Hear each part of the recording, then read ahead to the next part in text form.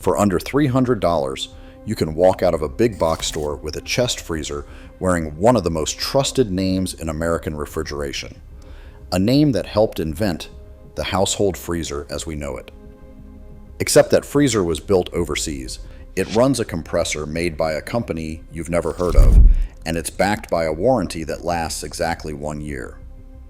Meanwhile, in a small town in northwest Ohio, there's a factory quietly welding chest freezers by hand, standing behind the compressor for a full 10 years, and almost nobody shopping that aisle has any idea it exists.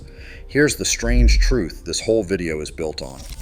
The chest freezer might be the single most reliable machine in your entire home, and the brands with nearly perfect reliability records are almost never the ones being advertised to you. Let's start with what almost no salesperson will tell you. A chest freezer is barely a machine at all. Strip away the badge and the marketing, and you're looking at an insulated steel box, a thermostat, a rubber gasket, and a sealed compressor. That's it. There's no ice maker, no water line, no touchscreen, and on a manual defrost model, there's no defrost heater clicking on and off in the middle of the night, no defrost timer, no defrost thermostat, which happen to be some of the most common parts that fail in a frost-free unit. Fewer parts means fewer things that can break, which is exactly why a chest freezer routinely outlives almost every other appliance you own. Repair technicians and Consumer Reports alike put the average freezer's lifespan at around 16 years, but chest freezers regularly run 15 to 20, and it is not unusual at all to find one that's been humming in a garage for 30 or 40 years without a single service call.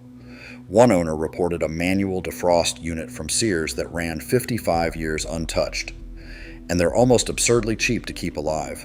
An energy-efficient chest freezer costs only about $30 a year in electricity, roughly half what an upright freezer burns through. Try getting any of that out of a French door refrigerator.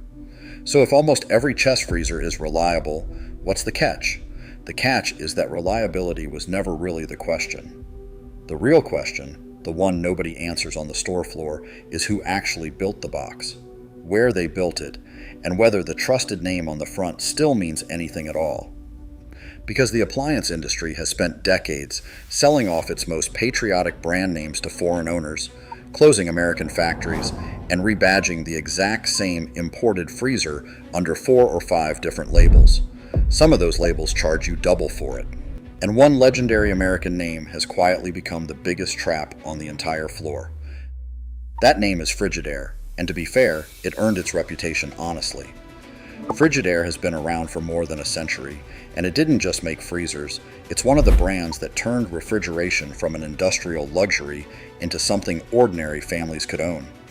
For most of the 20th century, it was owned by General Motors, and Frigidaire became the word ordinary Americans used for any refrigerator, the way people say Kleenex or Xerox. If you wanted the most American cold storage brand on earth, that was the one. Here's what changed. In 1986, Frigidaire was sold to Electrolux, a Swedish company, so the most American refrigeration name in the country has now been foreign-owned for 40 years, and the manufacturing followed the money. Today, most Frigidaire refrigerators are assembled in a massive plant in Juarez, Mexico, and the smaller units, including a lot of the compact chest freezers, come out of China. In 2019, the company shut down its refrigerator and freezer plant in St. Cloud, Minnesota entirely. The compressor inside that budget chest freezer? Third-party sourced, often from the very same handful of global suppliers everyone else uses. And that entry-level chest freezer ships with a 1-year warranty. 1 year on a machine that's supposed to last 20. And if it does quit on you the day after that warranty ends, this isn't a cheap fix either. The average freezer repair runs close to $350, a serious chunk of what you paid for the thing in the first place. None of that makes Frigidaire a scam. The freezers mostly work fine. But it perfectly captures the trap this entire video is about, because an American brand and an American-made machine are two completely different things, and nobody on that showroom floor is going to walk you through that difference before you hand over your money. If this is the kind of thing nobody tells you in the appliance aisle, subscribe, because pulling the badge apart from the box is exactly what this channel does. So if the most trusted name is Swedish-owned and built overseas, who's actually earning these near-perfect reliability records? The answer starts with a brand that just posted the highest score in Consumer Reports' latest freezer tests, and a twist about who really owns it that almost no American shopper sees coming. When Consumer Reports ran its most recent round of freezer testing, packing units full of frozen food for 6 weeks and measuring how evenly they held temperature, 4 names rose to the top. And the single highest scoring freezer of the whole group was a GE, a nearly 22 cubic foot chest freezer that testers estimated would cost around $45 a year to run. On paper, GE is the great American appliance story. Its appliance park in Louisville, Kentucky is so enormous it has its own zip code, and it's been building appliances on that site since 1951. Here's the twist. GE Appliances hasn't been American-owned since 2016, when it was bought by Haier, a Chinese company, for $5.6 billion. And part of that deal lets Haier keep using the GE name all the way until 2056.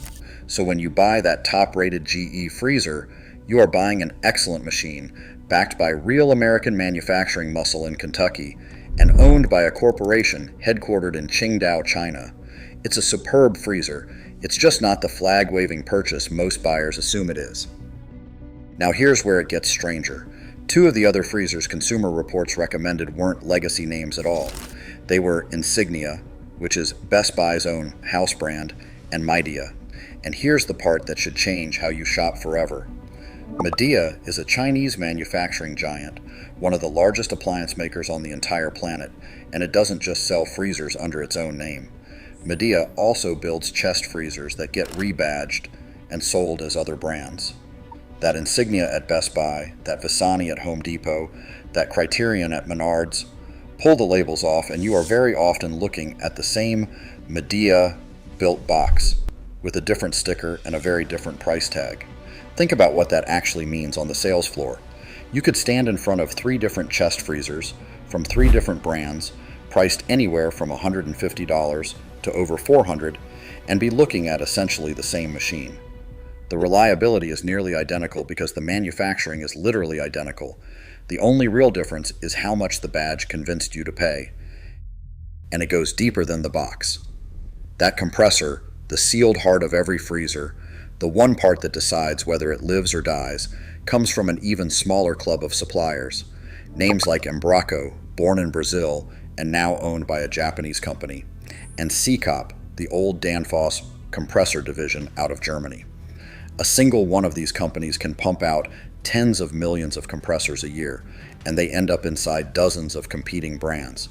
So the next time someone brags that their freezer has a great compressor, there's a very real chance it's the exact same compressor as the freezer sitting right next to it wearing a rival's logo. This is also why the badge on the front tells you so little about whether the thing will break.